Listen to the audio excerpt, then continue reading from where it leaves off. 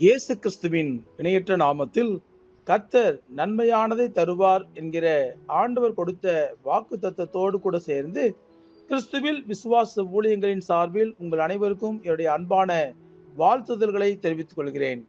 இன்றைய நாளுக்கான golden apple ஏசாயா தீர்க்கதரிசியின் புஸ்தகம் 60ஆம் அதிகாரம் 20ஆம் வசனம். கர்த்தரே உனக்கு நித்திய வெளிச்சமாய் இருப்பார், உன் துக்க நாட்கள் முடிந்து போ. இன்றைய செய்தியின் தலைப்பு துக்க நாட்கள் முடிந்து போகும். இந்த உலகத்தில் பகல் போய் இரவு வருவது போல, கோடை காலம் போய் குளிர்காலம் வருவது போல, ஆரோக்கியமான நாட்கள் குறைந்து வியாதியுள்ள நாட்கள் வருவது போல, சந்தோஷமான நாட்கள் போய் துக்கமான நாட்களும் வருகின்றன. இந்த மாற்றங்களை எல்லாம் ஆண்டவர் ஒருவரை தவிர வேறு ஒருவராலும் மாற்ற முடியாது. ஏனென்றால் காலங்களையும் சமயங்களையும் மாற்றுகிறவர் நம்முடைய ஆண்டவர் தான்.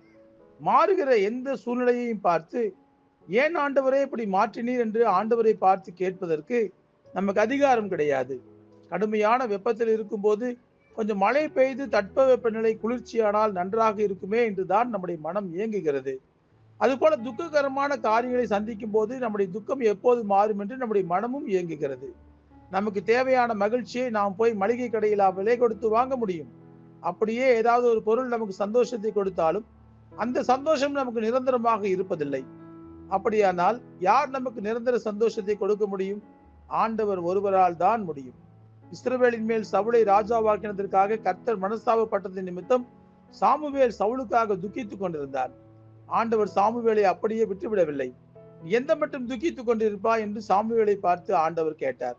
இப்படி யாரெல்லாம் எந்தெந்த விஷயத்துக்கு துக்கமா இருக்கிறார்களோ அவருடைய துக்கத்தை மாற்றுவதற்கு ஆண்டவர் வேறு ஏதாவது ஒரு வேலையை கொடுத்து அதிலே அவர் கவனத்தை திருப்பி மாற்று ஏற்பாடுகளை ஆண்டவர் செய்கிறார்.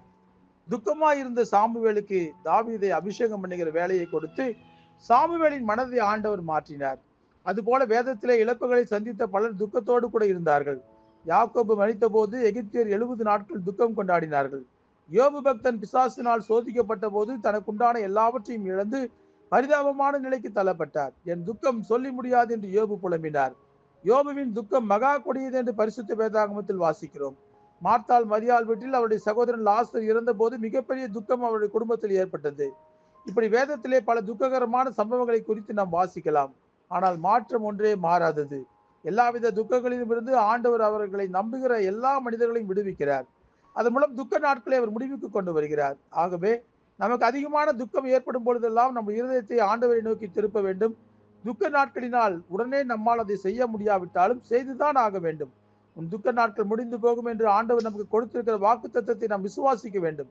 அதைத்தான் அன்னாள் செய்தாள். அவள் ஆலயத்துக்கு சென்று மனம் கசந்து அழுது விண்ணப்பம் பண்ணினால் ஆண்டவர் துக்கத்தை மாற்றி அவளுக்கு குழந்தையை கொடுத்து சந்தோஷப்படுத்தினார். நம்முடைய துக்கம் சந்தோஷமாக மாறுவதற்கு அதுதான் வழி. ஆண்டோடைய பாதத்திலே போய் நாம் விழுவதை தவிர வேறு ஒன்றுமே வழியே இல்லை. அவர் ஒருவரே நம் துக்கத்தை சந்தோஷமாக மாற்றுபவர். நீங்கள் அழுது புலம்புவீர்கள், உலகமோ சந்தோஷப்படும், ஆனாலும் உங்கள் துக்கம் சந்தோஷமாய் மாறும் என்று வாக்கு தத்தம் கொடுக்கிற ஆண்டவர் நம்முடைய வாழ்க்கையிலும் வாக்கு தத்தத்தை நிறைவேற்றுவார். கர்த்தர் நன்மையானதை தருவார். ஆண்டவருடைய கிருபை உங்கள் அனைவரோடும் கூட எப்பொழுதும் இருப்பதாக. ஆமேன், ஆமேன்.